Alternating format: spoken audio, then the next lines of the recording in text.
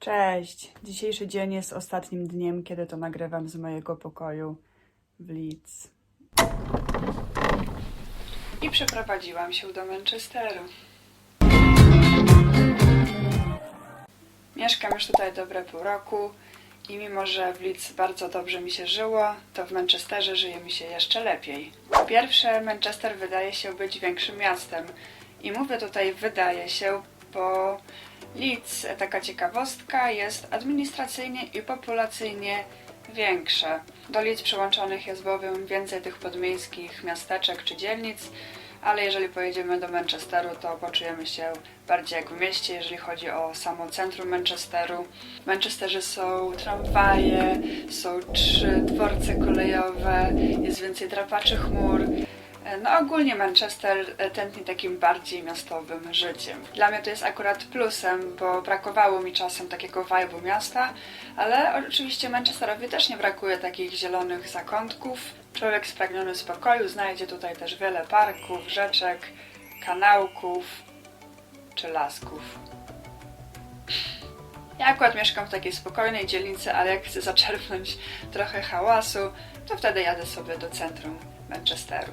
Po drugie, tutaj znajduje się mój ulubiony klub Manchester United. United kibicuję od 1999 roku z różnymi przerwami, w sensie, że nie zawsze takich intensywnie followowałam, nie obserwowałam tych meczy i wyników, ale od 99 do dnia dzisiejszego są zawsze w moim sercu i jestem wierna temu klubowi.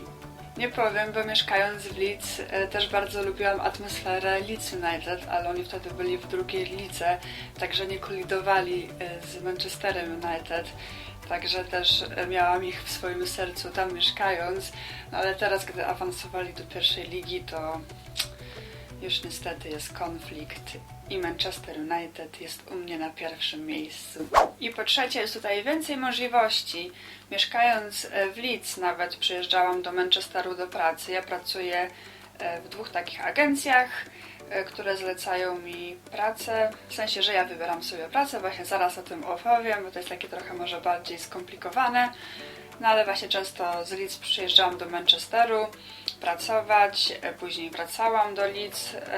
Pociąg jeździ godzinę, z tego co pamiętam, niecałą chyba godzinę z Leeds do Manchesteru, także czasami traciłam 2 godziny na dojazdy.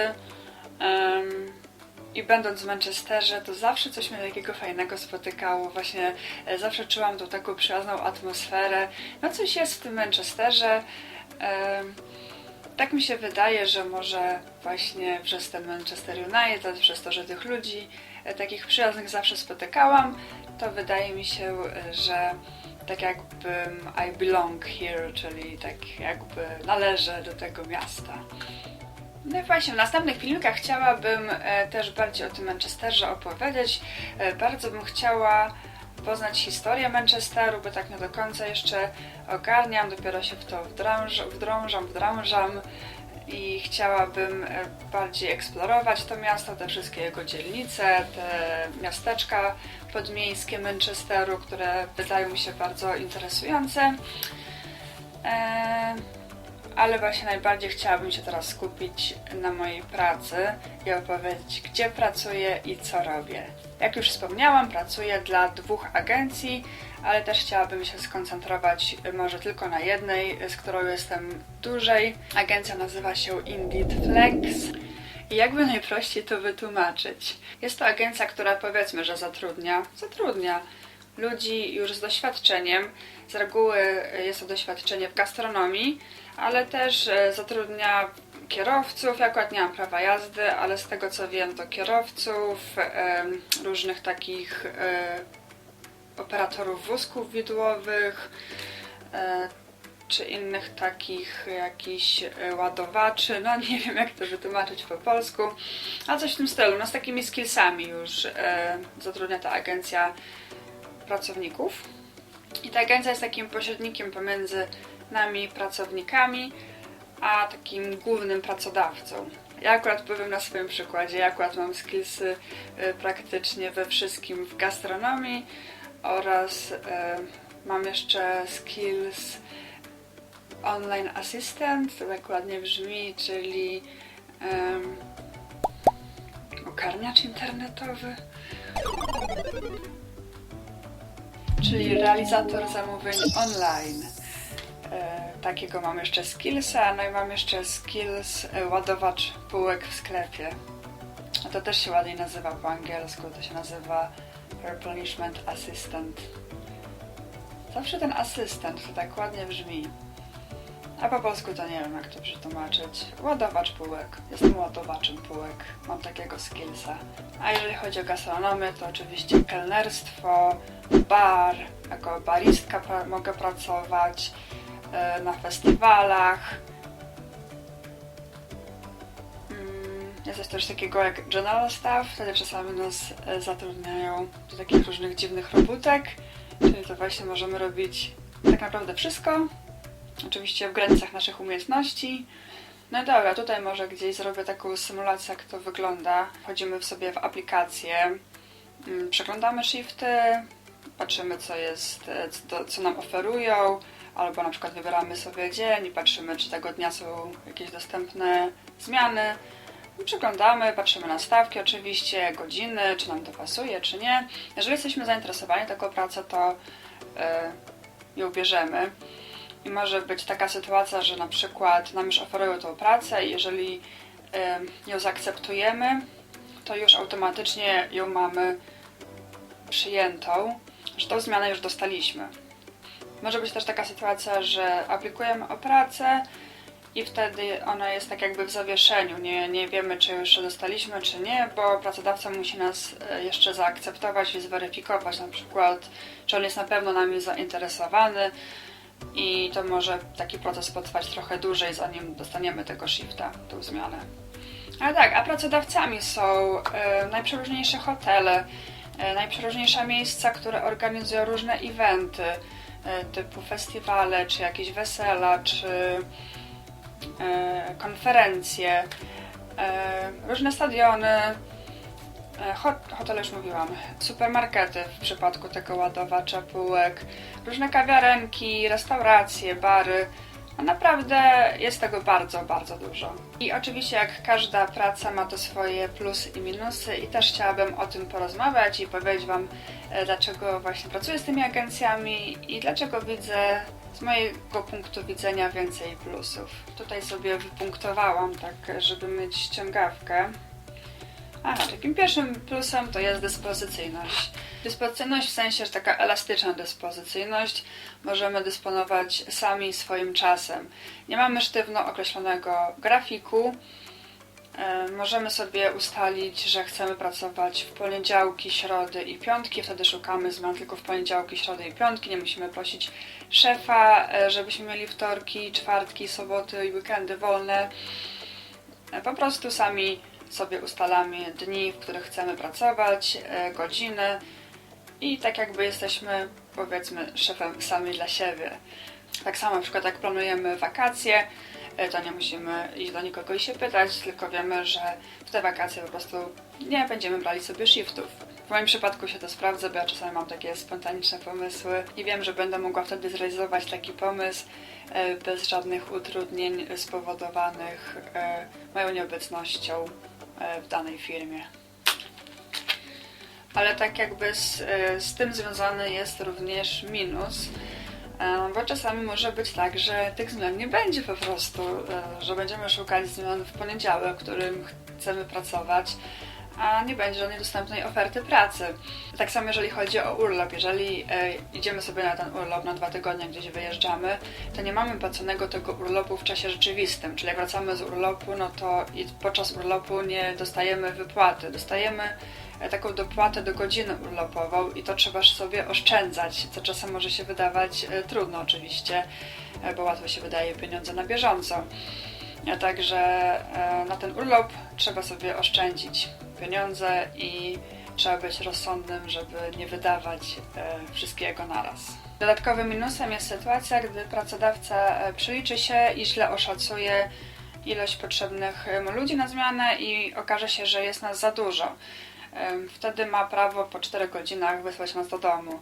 Może nas wysłać wcześniej, ale jest takie prawo, że musi nam zapłacić za 4 godziny pracy. Ale powiedzmy, że na przykład przewidzieliśmy, że będziemy pracować 10 godzin, sobie wyliczyliśmy, że tego dnia już dostaniemy taką fajną wypłatę za 10 godzin, a tutaj okazuje się, że jednak zostaliśmy wysłani do domu i będziemy mieli zapłacone tylko za 4. Ale takie sytuacje bardzo rzadko się zdarzają, chociaż oczywiście to jest taki dodatkowy stres, a co jeśli tak się stanie. Tak samo pracodawca może skasować naszą zmianę nie wcześniej niż 24 godziny przed rozpoczęciem zmiany. Jeżeli pracodawca zrezygnuje z nas później niż 24 godziny przed rozpoczęciem pracy, tak samo jakiś procent tej zmiany, chyba 60% zmiany musimy mieć zapłacone. Co także nie kompensuje całych tych przepracowanych godzin, ale wtedy to jest dosyć korzystne, bo wiemy dzień wcześniej, że już nasza zmiana została, czy tam parę godzin wcześniej została skasowana, dostaniemy trochę za to kasy i cały czas jeszcze możemy sobie tego dnia poszukać dodatkowej pracy. Także takie sytuacje czasami wydają mi się dosyć korzystne. Gorzej jak na przykład też liczyliśmy, że będziemy mieli więcej godzin, zostanie nasza zmiana skasowana i tego dnia też nic nie możemy sobie już dodatkowego znaleźć. Ale tak jak mówię, no takie sytuacje nie zdarzają się zbyt często na szczęście. Tak jak takim małym właśnie minusem było to, że możemy zostać zwolnieni wcześniej, tak plusem jest, że nie musimy robić nadgodzin. No raczej w każdym miejscu pracy nikt nie jest tak za bardzo przymuszany do nadgodzin, ale jeżeli chcemy pokazać się z dobrej strony w firmie, to oczywiście czasami się na to zgadzamy. A tutaj jesteśmy zatrudnieni przez naszą agencję i pracodawca nie ma prawa od nas wymagać robienia tych nadgodzin. Także czasami 20 kończymy, idziemy do domu i tak naprawdę nic nas więcej nie obchodzi, no niestety. Taka prawda. Jako plus tutaj wymieniłam, że nie musimy wracać do miejsca, którego nie lubimy. No czasami tak bywa, że możemy się zatrudnić do miejsca pracy i po prostu to się okazuje naszym piekłem, że go nienawidzimy tego miejsca i utkwiliśmy w czymś tak naprawdę nie chcieliśmy w ogóle uczestniczyć. A w sytuacji agencji idziemy do miejsca pracy i jeżeli nie podoba nam się to miejsce pracy, to po prostu nie musimy tam wracać i wybieramy sobie jakieś inne miejsce pracy.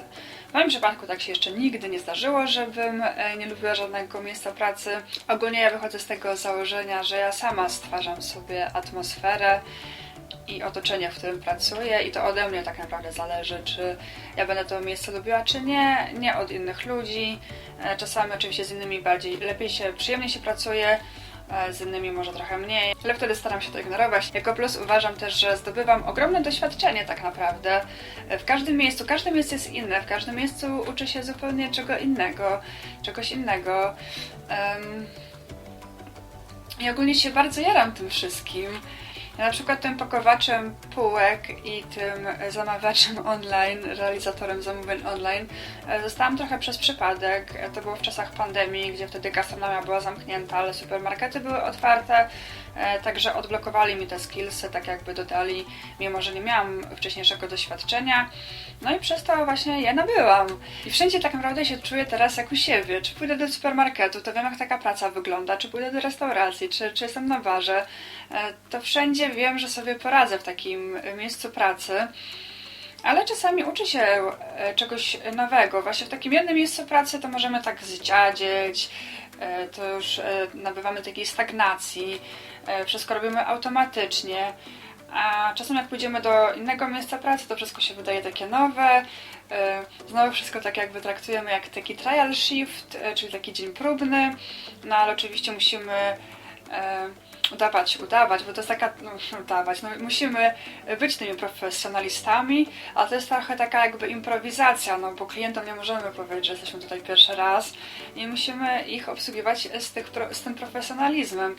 Czasami bywały takie miejsca jak właśnie restauracje, gdzie mieli poważny kryzys z pracownikami, byli understaffed, czyli mieli niedopersonalowanie, brakowało im ludzi do pracy.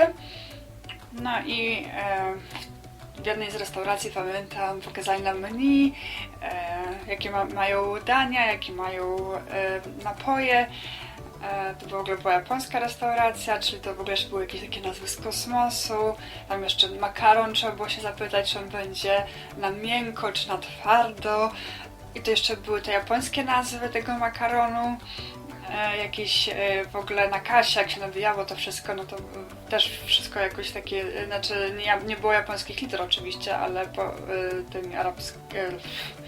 tymi łacińskimi literami było napisane po japońsku wszystko, jak jest jajko, jakieś takie inne tofu, czy jakieś inne produkty. To była jakaś abstrakcja i my musieliśmy obsługiwać klientów, przyjmować zamówienie, nabijać to na kasę, wydawać odpowiednią potrawę na stolik i oczywiście musieliśmy improwizować, że robimy to już od dawna, że to jest nasza ulubiona praca i że utożsamiamy się z tą firmą i że reprezentujemy tą firmę. I tak naprawdę wszystko było super. I najważniejsze jest to, żeby się nie zestresować, a nawet jak się trochę stresujemy, to żeby nie okazać tego po sobie, bo ludzie to wyczuwają i wtedy tak nas zaczynają umniejszać, bo widzą, że już coś tak nie bardzo profesjonalnie są obsługiwani, a tak udajemy, improwizujemy. Stres, pamiętajcie, nam w niczym nie pomaga. No też wam powiem, że dzięki właśnie tym pracom z agencji, to czasem jestem w takich fajnych miejscach wydarzeń.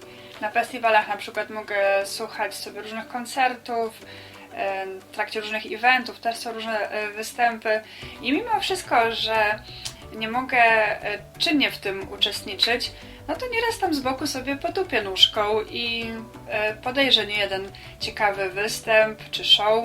Ja akurat się tym bardzo rajcuję. No i widziałam na żywo brytyjskich polityków, różnych piosenkarzy, piłkarza ostatnio widziałam. Także też widzi się